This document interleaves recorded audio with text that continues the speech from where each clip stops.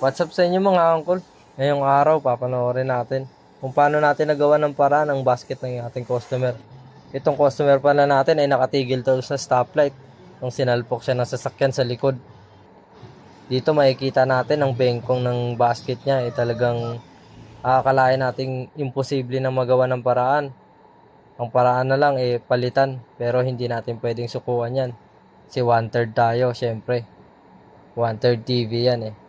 At dito nga susubukan natin gawa ng paraan at uumpisa na natin pagpapaluin ang basket ng customer.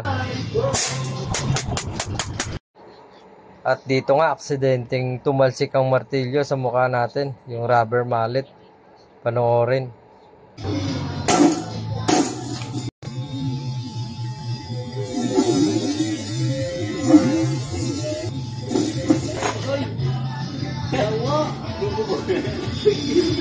Matapos nga tumalsik sa akin ang rubber mallet binato ko dun sa kabila. Kaya dyan napasabing. Delikado to. At dito nga inayos ko muna yung rubber mallet natin para hindi na maka-aksidente sa mga susunod. Binutasan ko nga ito dito sa bandang gitna. At lalagyan natin siya ng lock para hindi na tumalsik sa mga susunod na gagamit.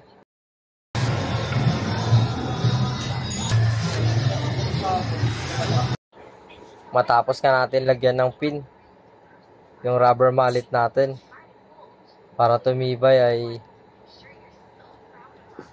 pinutulan ko yung excess ng tornilyo at winasiwas, matibay na ulit, pwede nang pamalo. Kita nyo naman, quality yan. Kaso mo lang, ang sumunod naging problema, nauhugot naman yung handle, kaya syempre lalagyan din natin ng lock para hindi mahugot. Kanina yung head ng martilyo natin yung lumipad. Mamaya buong martilyo na yung lumipad. Kaya syempre gagawa natin ng paraan. 1/3 yan eh. Wala ka ng problema.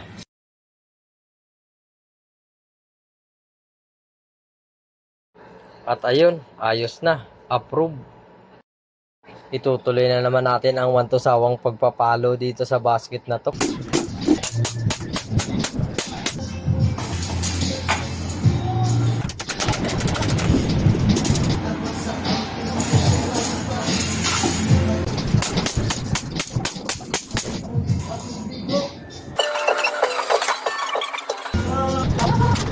At dito nga banda kinabit ko na yung basket sa unit para doon ko na i-align.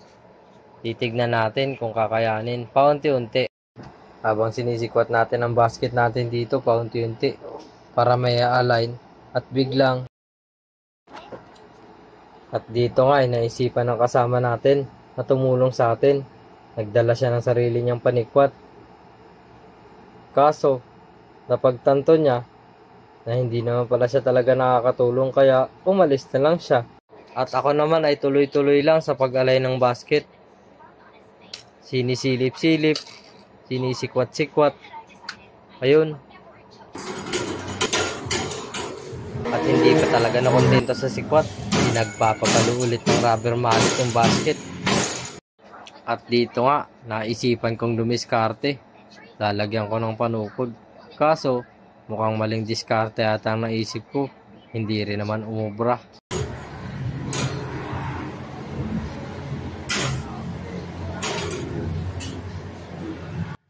At dito nga, nag-isip ako ng iba pang paraan para makagawa ng magandang panikwat.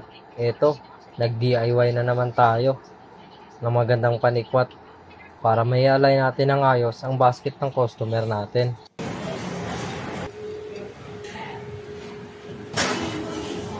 At ayun, gumana naman yung ginawa nating panikwat. Kaya kahit papaano, na ibabalik natin paunti-unti yung mga lumikong part ng basket. Tinanong ko rin pala yung may-ari nito na nakausap ko. Sabi ko bakit hindi niya pabayaran dun sa nakabangga sa kanya. Total, kasalanan niya naman. Nakapag-usap daw sila nung nakabanggaan niya. Gawa ng matindi din naman ang tama at sasakyan din yung nakabangga sa kanya. Ay magkanya-kanya na lang daw sila ng gastos.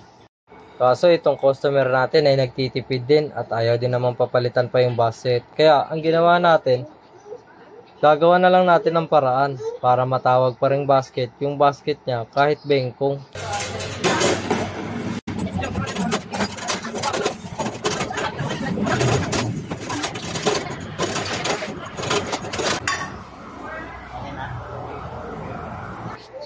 At dito nga sinubukan ko pang hilahin yung basket na nakaliko, kaso hindi pala kaya ng power scoop. Muntik nang sumama yung chassis nung hinihila ko na. Ayun, at natapos din. Kaya ibabalik na natin yung cover naman sa taas. Titignan natin kung okay na, pwede na. Pero sa akin hindi pwede yung pwede na. Siyempre kailangan align, pinagpapapalo ulit ng rubber mallet. Ayun, kung nagustuhan niyo yung video, pwede niyo akong i-follow, like and share na rin. Maraming salamat. Mga uncle, huwag niyo kalimutan mag-like, mag-share, and mag-follow kung hindi pa kayo nakafollow sa akin. Maraming salamat.